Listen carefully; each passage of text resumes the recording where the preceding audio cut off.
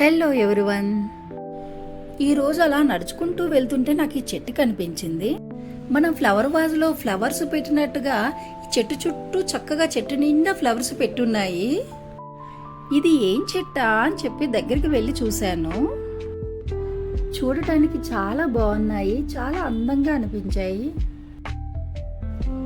ఇది ఏం చెట్టా అని మన గూగుల్ మాతకి అడిగితే దీనిని రేల చెట్టు అంటారంట. ఈ పువ్వులు ఎక్కువగా ఏప్రిల్ మంత్లోనే పూస్తాయి. పూర్వకాలంలో రైతులు రేల పువ్వులను చూసి విత్తనాలు తెచ్చుకునేవారట. సో రేల పువ్వులు వచ్చిన 45 డేస్ తర్వాత వర్షం పడుతుందని. వీటిని స్వర్ణ పుష్పం అని సంస్కృతిలో అంటారు. వీటిని గోల్డెన్ షవర్ అని కూడా అంటారు. చెట్టు పైకి చూస్తే నిజంగా అలాగే అనిపిస్తున్నాయి. ఆ ఎల్లో ఫ్లవర్స్ అన్ని బొకేస్ లా కిందకి వేలాడుతూ చాలా అట్రాక్టివ్ గా ఉన్నాయి.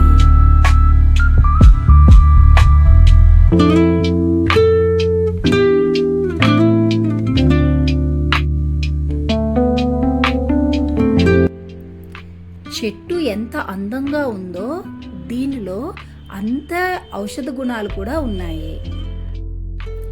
ఈ చెట్టు ఆకులు, పువ్వులు, కాయలు, బెరడు ఇలా అన్నింటిలోనూ ఔషధ గుణాలు ఉన్నందువలన దీనిని ఆయుర్వేదంలో ఎక్కువగా ఉపయోగిస్తారు.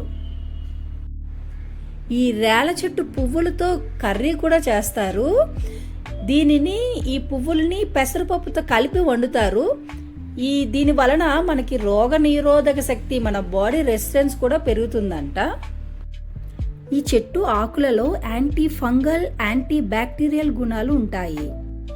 అందువలన దురదలు వంటి స్కిన్ డిసీజెస్కి ఈ ఆకు పేస్ట్లా చేసి అప్లై చేయడం వలన త్వరగా తగ్గుతాయి.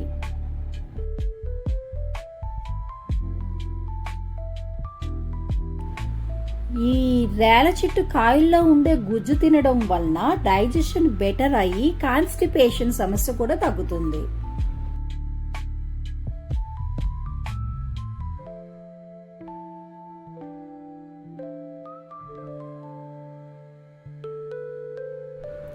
ఇందులో ఉన్న ఔషధ గుణాల వలన ఇది కీళ్ళ నొప్పులు, వాపులను కూడా తగ్గిస్తుంది.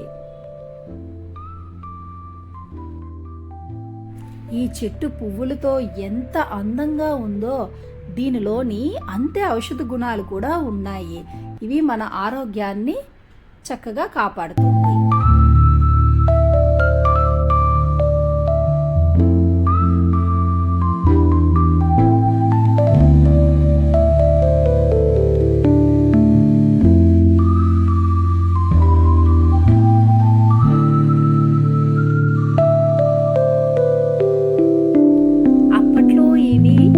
ప్రదేశాల్లోనే ఎక్కువగా కనిపించేవి.